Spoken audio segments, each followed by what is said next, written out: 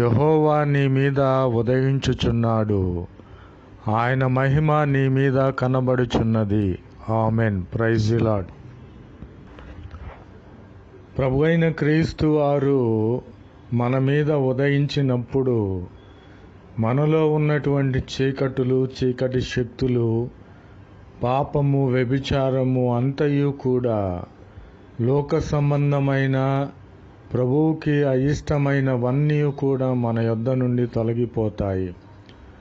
ప్రభువైన క్రీస్తు వారు మన మీద ఉదయించాలి. ఆయన ఉదయిస్తే మనము వెలుగుమయముగా మార్చబడతాము. దేవుని యొక్క మహిమ మన మీద అప్పుడు కనబడుతుంది, మనలో కనబడుతుంది. ప్రభువైన క్రీస్తు వారి పేరట మిమ్ములను వేడుకొనిచున్నాను.